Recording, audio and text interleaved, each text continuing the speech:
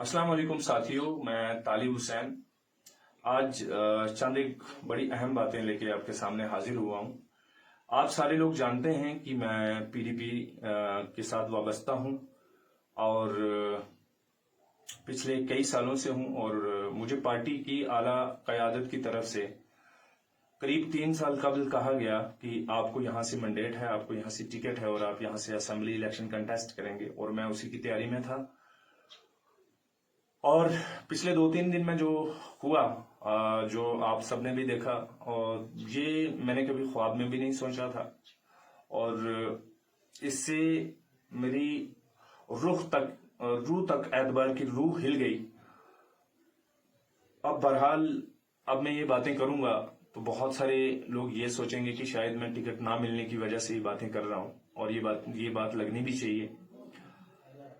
लेकिन मैं आप लोगों के सामने एक बड़ी अहम बात रखना चाहता हूं, जो मेरा दिल महसूस कर रहा था, मैं चाह रहा था कि आपसे बात करूं। वो ये है कि जिस दहाने पे आज रियासत जम्मू व कश्मीर खड़ा है, जो हमारे साथ सब कुछ हुआ, उन सब चीजों को देखते हुए आज सिर्फ और सिर्फ उम्मीद की किरण और इस सारे मामले की दुरुस्तगी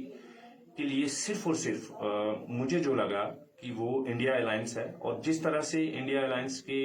रूहे रवां जनाब राहुल गांधी साहब चंद रोज कबल कश्मीर आए, जम्मू आए और जिस तरह से लोगों से मिले और जिस तरह की बातें की, तो मेरे दिल ने गवाही दी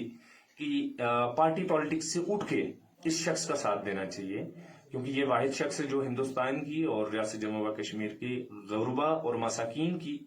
आवाज बनने की राह पे है। तो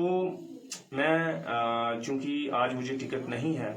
कुकरनाग कॉन्स्टिट्यूएंसी से मुझे मैंडेट नहीं है, लेकिन फिर भी मैं पीपल डेमोक्रेटिक पार्टी के अंदर रहते हुए अपने सारे चाहने वाले, अपने सारे दोस्तों से ये रिक्वेस्ट करूंगा, ये गुजारिश करूंगा कि जनाब राहुल गांधी साहब के हाथ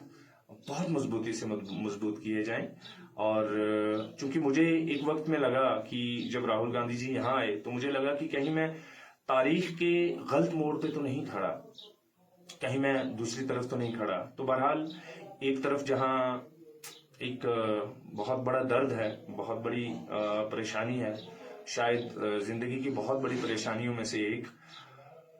तो दूसरी तरफ ये भी खुशी है कि आने वाले वक्त में शायद मैं उन लोगों के साथ जाने वाला हूं कि जो हक परस्त हैं, जो नेक हैं। क्योंकि मेरा उठना बैठना रहना